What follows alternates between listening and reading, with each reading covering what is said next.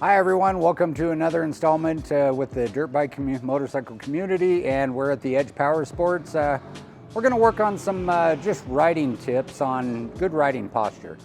You know, a lot of people, we talk about riding like a pro, and people kind of get that kind of a little confused with getting big paychecks and getting all the big sponsors. Well, really riding like a pro, it's riding posture. How would a pro ride on their motorcycle? So that's what we're going to focus on, is our riding posture. That's the core value of actually being able to ride a motorcycle properly, is getting that posture right. So we're going to talk about all those little tidbits here. We're going to work our way basically from the top down to the bottom to our feet. We're going to talk about all those little inputs we need to make on our motorcycle.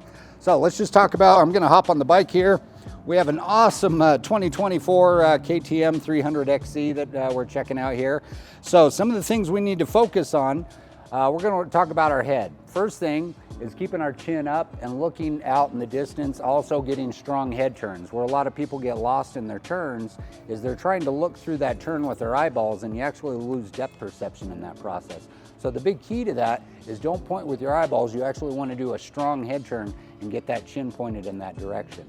Now there's a caveat to that. If you turn your head and you're pointing your chin down at the ground, you're telling your bike to go down in a natural resting position down on its side. So as you're making those turns, keep that chin up, keep it proud, keep it up in the air, okay? So strong head turns. I'd actually work on quick head turns too. So when you're sitting at home watching TV, maybe you're sitting in the lazy boy, maybe work on those quick action head turns so where you're getting that muscle reaction down, okay? Don't do it so fast where you're straining your neck, but that's something you have to build up into to where you're getting that quick head turn and getting that head turned in the proper position. The bike will always go where you point your head, okay? So strong head turns. Then we're gonna talk about our wrists, okay? So on our wrist positions, notice the angle of my hand. I'm standing in the attack position. I've got a nice straight line through my forearm, through our fingertips. One thing we talked about in some of the previous episodes is setting up our controls properly. So if you're finding that you're in your attack position and you're trying to get that proper angle on your hand and your levers aren't set properly, maybe we need to take a step back and fiddle with our controls a little bit and get those properly adjusted. So nice straight line through our forearm, through your fingertips. Usually these are my braking fingers right here. If you'll notice, a lot of brake levers nowadays, they're shorty brake levers. We don't need that big maul or ham fist to apply those brakes. Just minor input, just on 2 fingers, sometimes even a 1 finger squeeze is perfect. So head and eyes up, nice straight line through our forearm, through our fingertips. And let's talk about our core. We don't want it all lean back to our arms are straight. We want to have some bent arms and also elbows up. That's our attack position. I was just talking to one of my buddies that I race with, and it's always cool to be able to have someone take photos of you or maybe some video while you're out riding, because then you can actually take a look back and actually examine what you're doing. His dad takes phenomenal photos of us out when we're doing supermoto racing. One of the things he noticed in one of his pictures, he was like, oh man, my elbows are down. So that's something that he's gonna go back and focus on, and getting those elbows up, getting them up in the high position, getting them in that attack position. Then we're gonna talk about our knees. Knees are the strongest part of your legs, are the strongest part of your body. These will last all day long. Your hands get tired pretty quickly. So keeping that anchored into the bike, pointing those toes into the bike a bit to where you're anchored in. That way when you do come off of jumps and bumps, you can anchor into the bike. You can pretty much be pretty light-handed on the bars, but that's your core base right here, is being bent knees, toes locked into the bike, having that secure support on the bike, okay?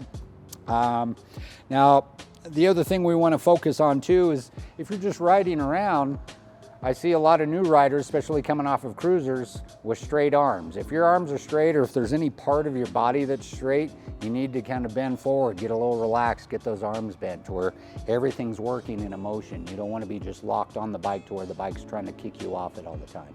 So hopefully these things will help out a little bit. Let's talk about a little bit on some terminology that we like to use when we're thinking about our controls. I like to use terms like input, apply, squeeze, sneak into, those type of things. So I'm talking about applying your brakes. You never just mash on them. Try to avoid terms like hit, jump, stab, yank, those type of terms. I usually use terms like squeeze or apply, or even sneaking into those brakes in certain situations. You don't want to just yank on them to where everything's abrupt. It's always a progressive feel. Even that term, progressive, that works out really well too. So some of these terms will, you have to kind of work them into your head, try to get some of those old chaotic terms out of your head, and hopefully that vocabulary will start training your head to your hands and your feet and make it work a little better. So hopefully this helps out a little bit.